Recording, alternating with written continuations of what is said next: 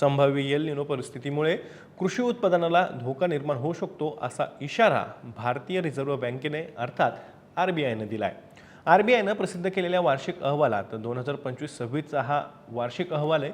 यामध्ये असं म्हटलंय की हवामानाशी संबंधित जोखीम कायम असली तरी सिंचन सुविधांमध्ये झालेली वाढ, तांत्रिक प्रगती, केंद्र सरकारच्या विविध योजना आणि केंद्रीय अर्थसंकल्प 2026-27 मधील कृषीपूरक उपाययोजना यामुळे कृषी क्षेत्राला आधार मिळेल असा दावा आरबीआयनं या अहवालात केलेला आहे। अर्थात यापूर्वी केंद्रीय कृषी मंत्री शिवराज सिंग चौहान यांनी सुद्धा असाच दावा केलेला होता, परंतु आत्ताची परिस्थिती पाहता देशामध्ये एकतर मॉन्सून हंगामामध्ये कमी पावसाचा अंदाज हा हवामानशास्त्र विभागानं सुधारित अंदाजात दिलेला आहे।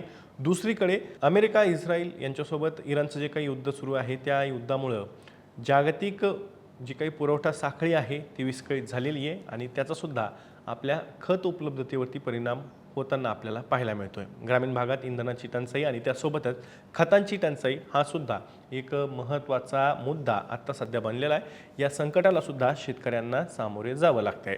मॉन्सून हंगामाच्या उत्तरार्धात पावसाला पोषक ठरणारी सकारात्मक ध्रुवीय ज्याला आपण इंडियन ओशन डायपोल किंवा IOD म्हणतो ती परिस्थिती हिंदी महासागरात विकसित होण्याची शक्यता असल्यानं एल निनोचा प्रतिकूल परिणाम काही प्रमाणात कमी होऊ शकतो असंही आरबीआयनं नमूद केलेलं आहे।